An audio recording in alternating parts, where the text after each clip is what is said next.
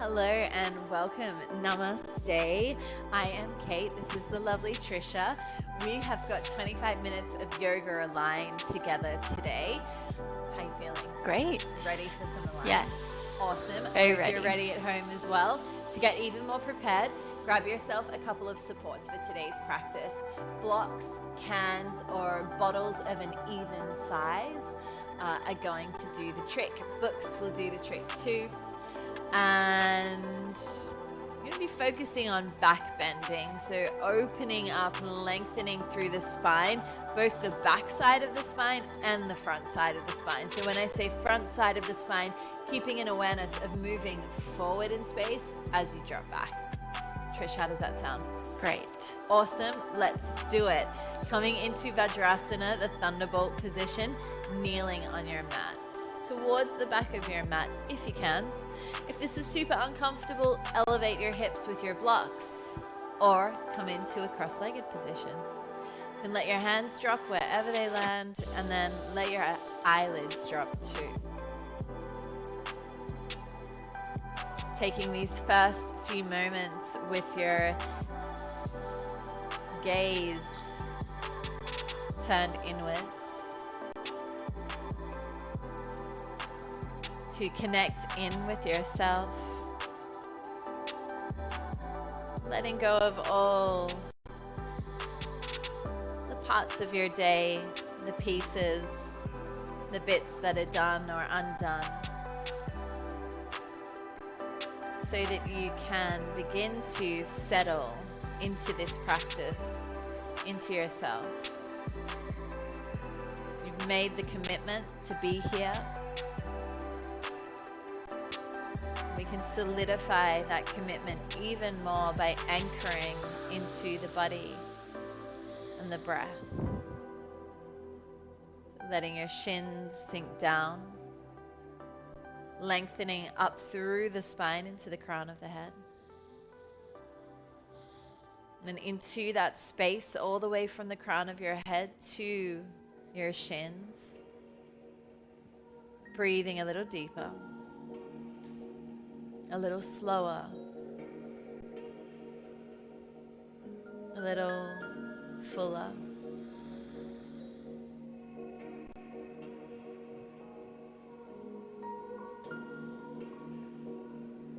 And we'll stay like that for just another few rounds of breath, using each breath to walk back inside.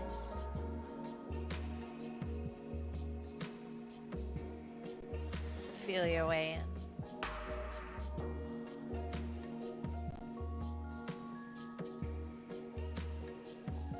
Beautiful. Flipping your eyes open. Coming to all fours. You can cross your ankles behind you and then sit your bottom back to come into a cross-legged position. And then switching your legs around so that the leg that landed behind is now in front. Feel a little bit strange. Inhale, arms to sky. As you exhale, palms to earth.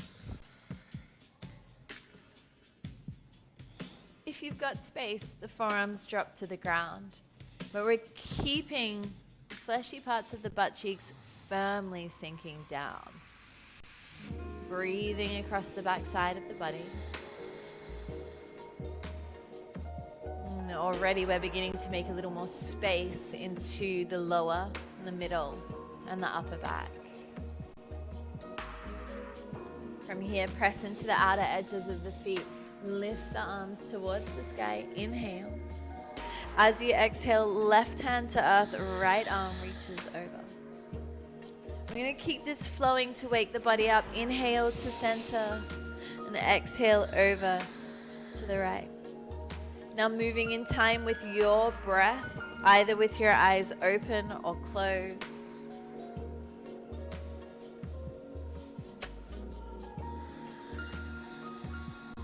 Noticing what feels tight, what feels tense.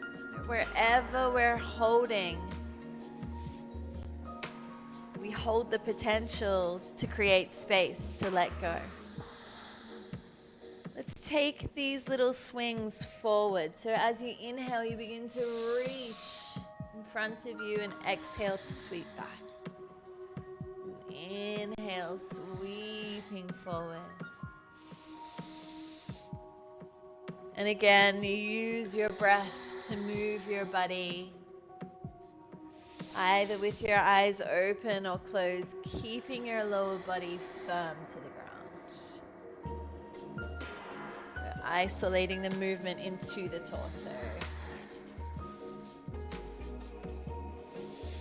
Next time you reach forward, press into the outer edges of the feet, arms to sky. As you exhale, left hand to right thigh, right fingertips back behind you. We're taking a twist. You want to use the right arm as a second spine. So straightening out through the arm to twist a little deeper. And then breathing into the twist as you draw the right collarbone back. Squeezing the right shoulder blade towards the spine. From here, right arm sweeps forward. Elbows connect. Maybe the forearms connect or the wrists wrap. We inhale to lift the elbows up. As you exhale, hug elbows to belly, chin to throat. 2 more pulses. Inhaling to lift and exhaling to round the spine. Yes, 1 more. Lift the heart and the elbows. Beautiful. Pull it all the way in. And release the arms to the skies, reaching up. And then twisting over to the left side.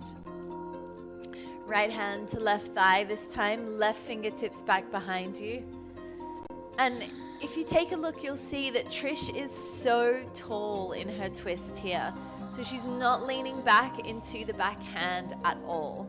We want that length through the spine, whether we're twisting, we're back bending, or we're forward bending. Nice. Let your breath do the rest of the pose for you here. And then swinging the left arm forward, connecting it on top of the right, crossing at the elbows, maybe the wrists, eagle arms. 3 of those cat-cow pulses. Rounding and arching the spine to invite a little more openness, a little more space between the vertebrae, across the shoulders. Beautiful. Inhale, arms to sky. Little cheeky Navasana here. So leaning back onto your seat, lifting your shins parallel to the ground. Beautiful. Squeeze your thighs towards your chest, chest towards thighs. Yes, Trish. Breathe even deeper if you can. Breathe deeper the more challenged you are. That's the real key to this practice. Maybe you can straighten your legs. Good. And now lift.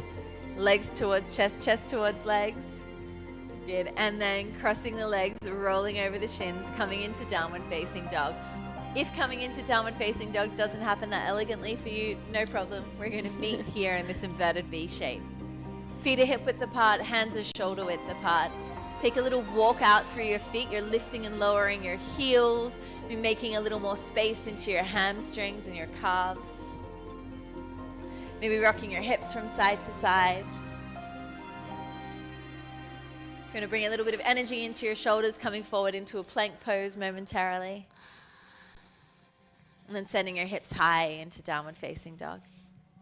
Let's take the right leg towards the sky. And then making a hip yawn, right heel to left butt cheek, opening the hips towards the right side of the room. As you open your hips, spin your ribs open too. And then press firm into both of your hands to press the ground away. Step the right foot all the way forward, coming into a low lunge. Outside the right hand, drop the left knee, turn the right toes out to 45 degrees, and either with or without blocks, play around with coming a little closer to the ground. So you might have blocks underneath your forearms or underneath your hands. And remember, a block can be used 3 different ways. So you can have it flat or turned on either of its sides, short or long. Let your chest sink. Press through the inside edge of your right foot. One more breath here.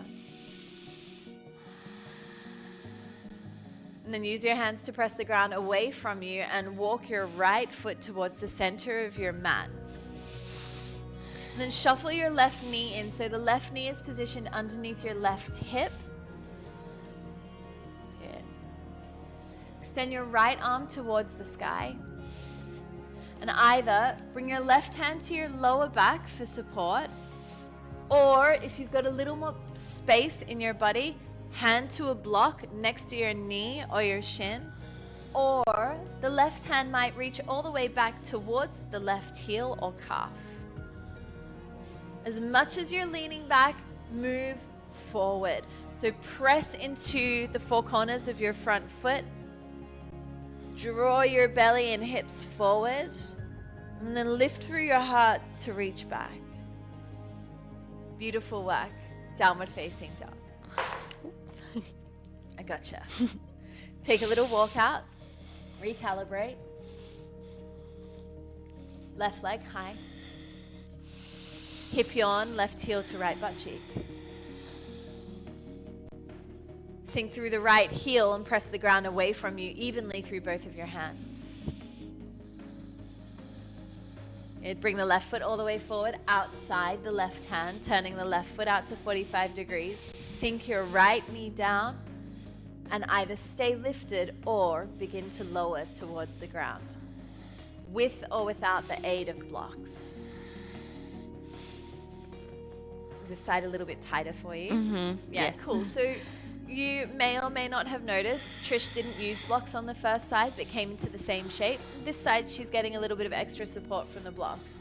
And remember, we're working towards balancing out the body and the mind here in yoga. Yoga means union. So it's about bringing everything together, which means if you need more support on one side of your body, do it. Take it. All right, let's lift back up. Shuffling left foot towards the center of the mat, positioning the ankle underneath the knee, and then sliding the right knee in to stack underneath the right hip. Options for your hands: left arm to sky, right hand to your lower back, or to a block, or to your calf or foot.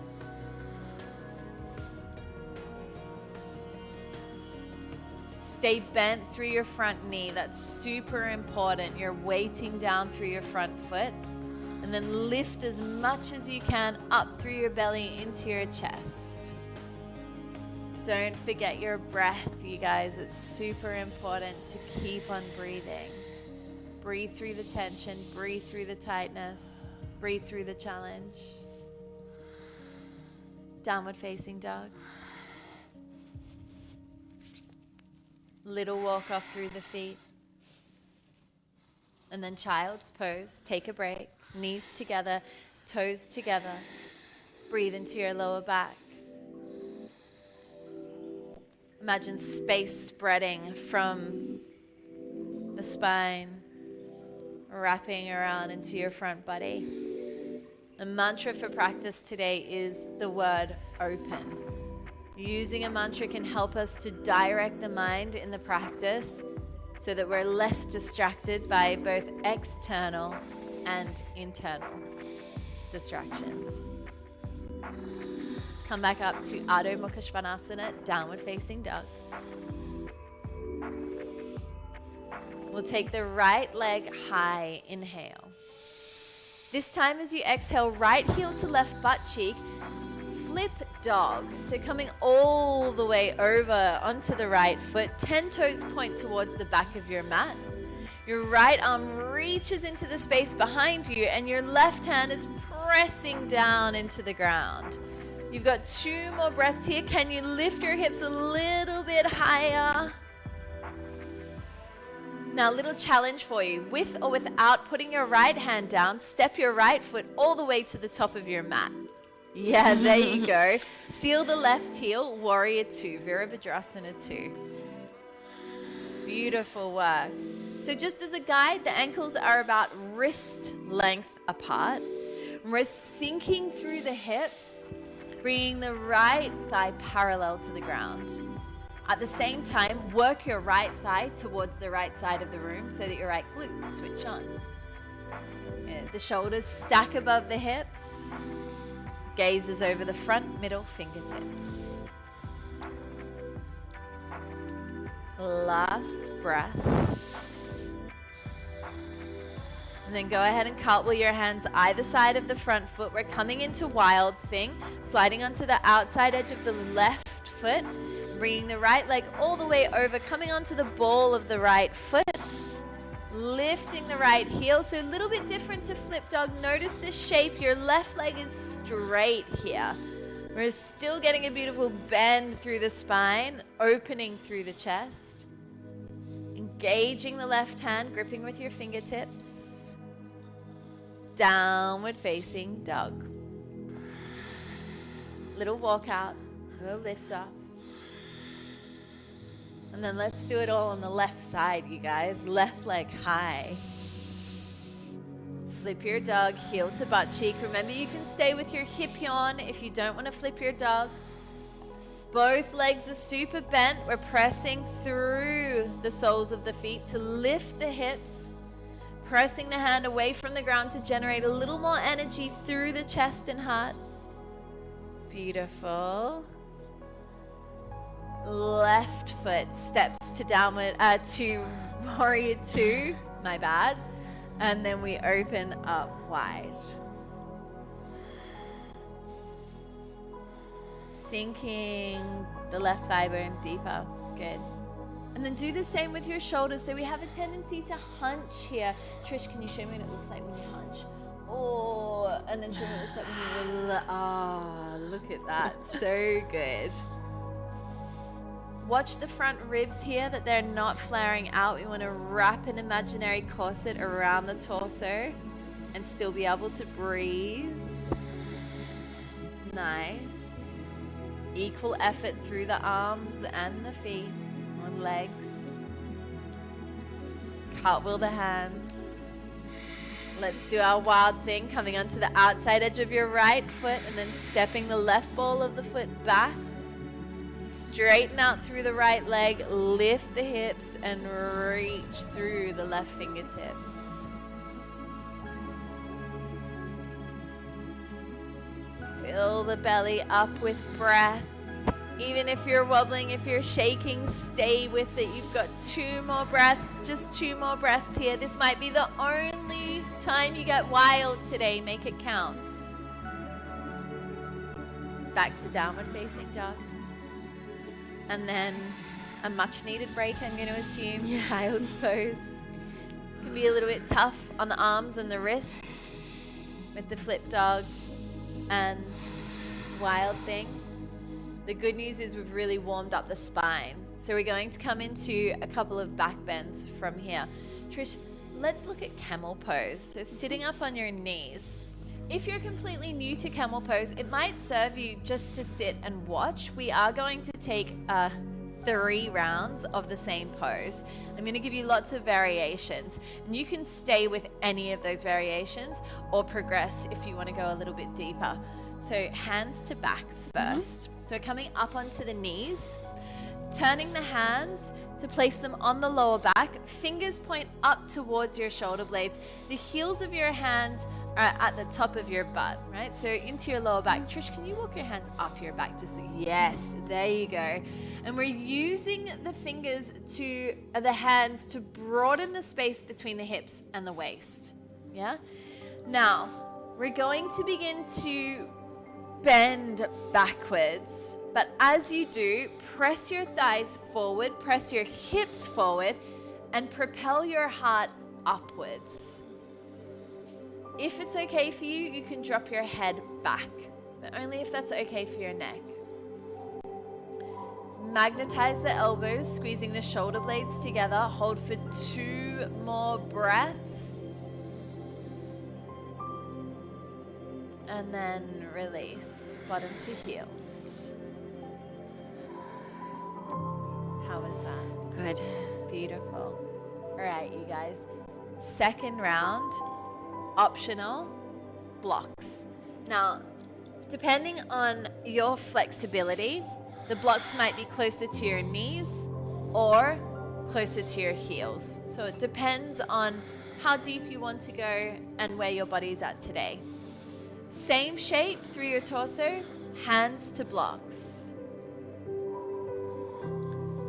So we're pressing the thighs forward. Tailbone is tilting down. We squeeze through the glutes. Lift the heart, slingshotting it to the ceiling. As much as you're leaning back, pull forward. 2 more breaths. And release, bottom to heels. Beautiful. One more round here.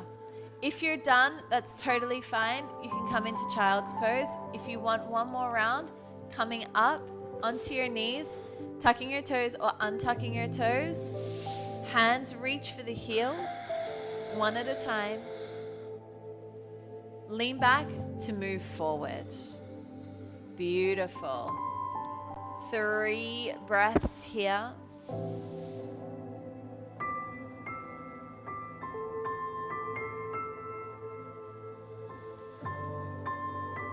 And then release. And we're going to come to lie down on our backs, squeezing knees to chest. So compressing or decompressing the spine, giving them a good squeeze. Make an imprint into your mat below you with your spine.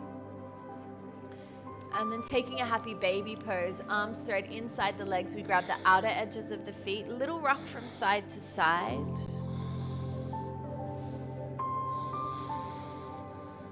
Beautiful. And then squeezing the knees back together, taking the arms out at shoulder height, either into a T or cactus. We're going to drop the knees over to the right side for a twist.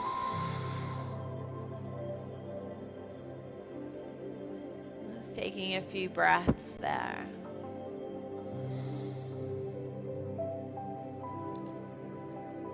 Squeezing the thighs together to inhale back to center. And as you exhale, dropping left.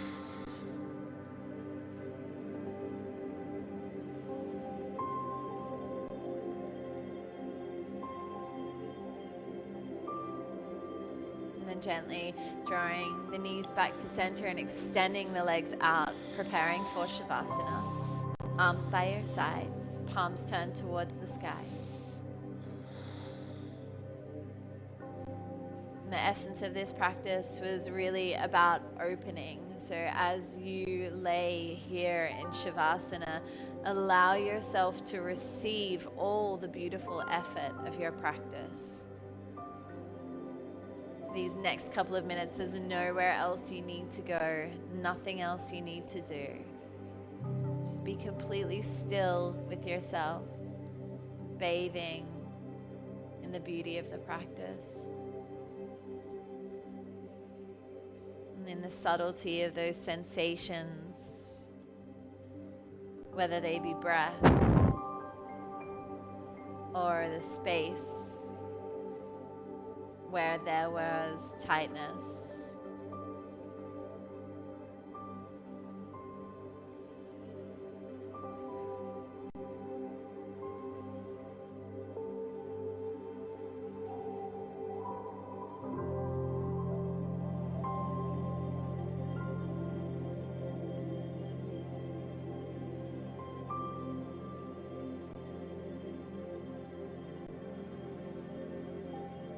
If you want or need more time in Shavasana, please stay exactly as you are for as long as you want or need. Yogi's choice.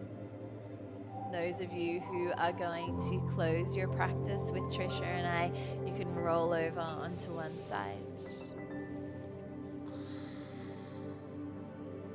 And make your way into a seat. Join your hands at your heart. If you'd like to join us in an Om, please inhale.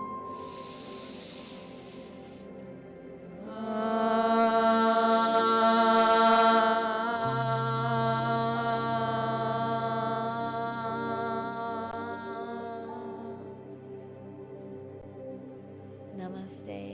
Namaste. Thank you, Trisha. Thank you, Kate. Thank you for watching, for tuning in. I hope you have an amazing, amazing rest of your day or evening. See you next time.